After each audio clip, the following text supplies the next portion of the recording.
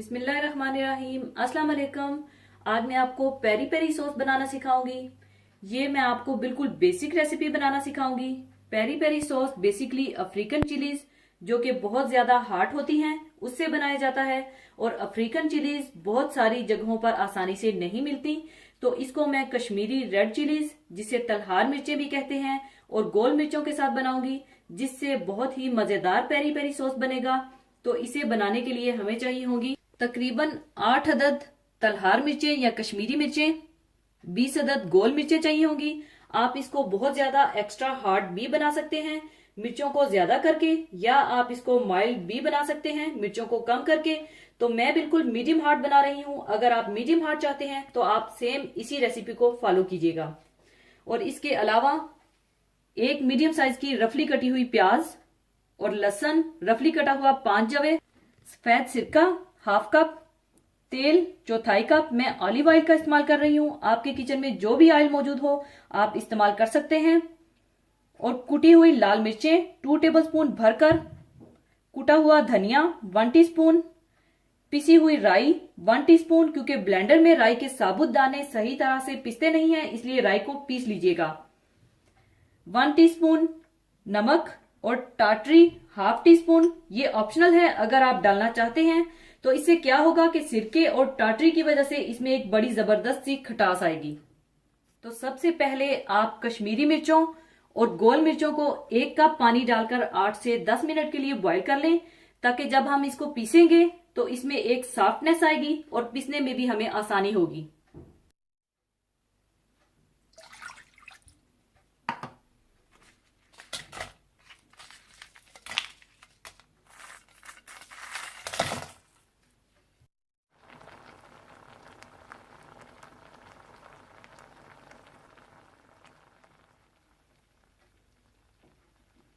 दस मिनट हल्की आंच पर बॉईल करने के बाद अब आप इसे ठंडा कर लीजिए, और ठंडा होने के बाद इसे मैं ब्लेंड करूंगी।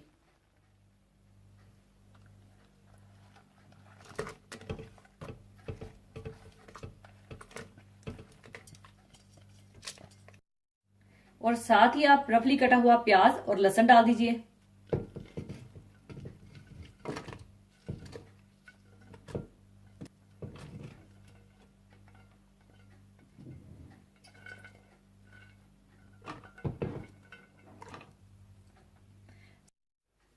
कुटी हुई लाल मिर्चें, कुटा हुआ धनिया, कुटी हुई राई, नमक, टाटरी, तेल और सिरका डाल दीजिए।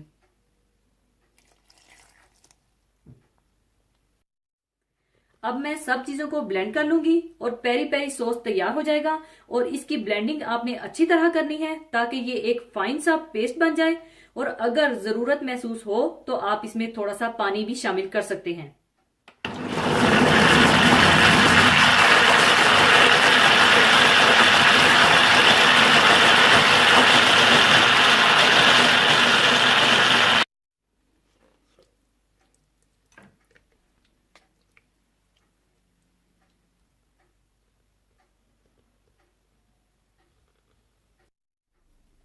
लीजिए, पेरी पेरी सॉस तैयार है।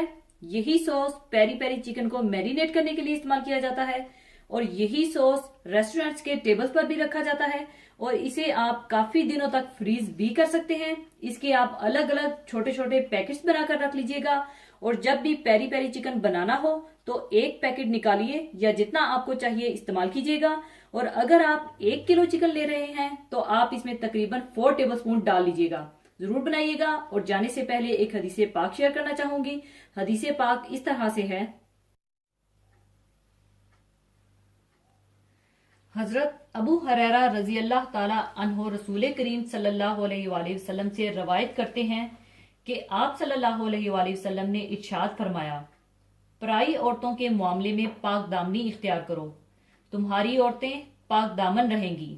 अपने बाप के साथ अच्छा सलूक करो, तुम्हारी औलाद तुम्हारे साथ अच्छा सलूक करेगी। जिस किसी के पास उसका भाई उज़र ख्वाही और इजहार बरात के लिए आए, इसका उज़र कबूल कर लेना चाहिए, ख्वाह वो सही कह रहा हो या गलत बयानी से काम ले रहा हो। जो शख्स इस तर्ज अमल को इख्तियार नहीं करेगा वो मुझ तक हौज़े कौसर पर ना पहुंच सकेगा। कौन शख्स ये नहीं चाहेगा कि इसके घर की खवातीन पाक दामन रहें?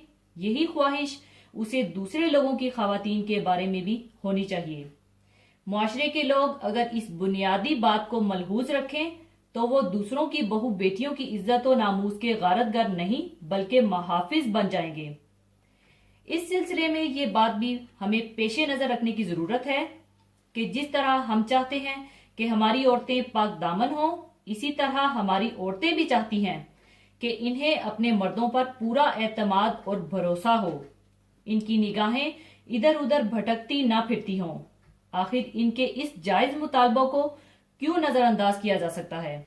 इसी तरह अगर हम चाहते हैं कि हमारी औलाद का सलूक हमारे साथ बेहतर हो, वो नाफरमान ना हो, वफादार और फर्माबरदार हो, तो फिर हमें खुद अपने वालिदैन के साथ नेक सलूक करना चाहिए। हमारे अपने अंदर अगर बड़ों की खिदमत और उनके एहतराम का जज्बा मौजूद होगा तो हमारी औलाद की सिर्फ जिस्मानी परवरिश ही हमारे घर में नहीं होगी बल्कि जहनी, फिक्री और इखलाकी लिहाज से भी इसकी नशोनुमा होगी और वो ठीक इस सांचे में ढल सकेगी।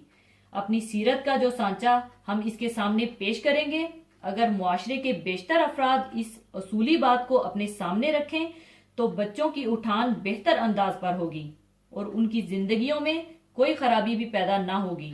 यानी नेक करके ही नेकी की उम्मीद की जा सकती है। हदीस के आखिरी हिस्सा में ये तालीम दी जा रही है कि हमारा भाई जब किसी मामले के सिलसिला में जिसमें उस पर इल्जाम आ रहा हो अपनी बरात जाहिर करने के लिए कुछ उज़र पेश करे तो हमें कबूल कर लेना चाहिए। ख्वाह मुख्वाह के लिए उसे मुजरिम गर्दानने की हमें फिक्र नहीं होनी चाहिए। हमें अगर मालूम भी हो कि उसका उज़र सही नहीं है और वो गलत बयानी से काम ले रहा है तो भी हमारा ज़र्फ इतना कुशादा होना चाहिए कि हम उसके उज़र को कबूल कर लें और उसे जलील होने पर मजबूर ना करें। उसके भरम को भी बाकी रखते हुए जो इस्लाह की जाएगी वो ज्यादा कारगर साबित होगी। बेआबरूई के बाद शर्मो हया उठ जाती है और आदमी बुराई और गुनाह के कामों में बेबाक हो जाता है। शर्मो लिहाज बुराई की राह में एक जबरदस्त रोक है। इस्लाम में तो हद्दुल इम्कान हदूद को भी टालने की तालीम दी गई है। खुद नबी करीम सल्लल्लाहु अलैहि वसल्लम का तरीका ये रहा है कि ऐसे मौकों पर आप चश्मपोशी से काम लेते थे और चाहते थे कि हद जारी करने की नौबत ना आए, लेकिन जब मुजरिम खुद ही उसके लिए कोई गुंजाइश बाकी नहीं रहने देता था तो फिर हद जारी करने का हुक्म देते थे। इसलिए कि दीन में असल मकसूद इस्लाह व तरबियत है, ना कि ज्यादा से ज्यादा लोगों पर हद का नफाज। रसूल करीम सल्लल्लाहु अलैहि वसल्लम फरमाते हैं कि जो अपने भाई के उज़र कबूल नहीं करता तो फिर वो मेरे पास हौज़े कौसर पर नहीं पहुंच सकता। हौज़े कौसर खैर कसीर का मजहर है। इससे सैराब होने वाले वो होंगे जो सरापाए खैर होंगे। सरापाए खैर होने के लिए आला ज़र्फी लाजिम है। इसलिए हौज़े कौसर पर आपसे मुलाकात करने वाले वही लोग होंगे जिनके यहाँ किसी तरह की तंगी नहीं पाई जाती हो। ना फिक्रो एहसास के लिहाज से वो पस्त होंगे और ना करीमाना औसाफ के एतबार से उनका दामन तंग होगा। ऐसे लोग मुआशरे के मुंतखब होते हैं। आला खिदमात की इंजाम दही के लिए दीन को ऐसे ही अफराद की जरूरत है। अल्लाह ताला हमें इस पर अमल करने की तौफीक अता फरमाए। आमीन। इसी के साथ मैं आपसे इजाजत चाहूंगी। अपना बहुत ख्याल रखिएगा, दुआओं में याद रखिएगा। अल्लाह हाफिज।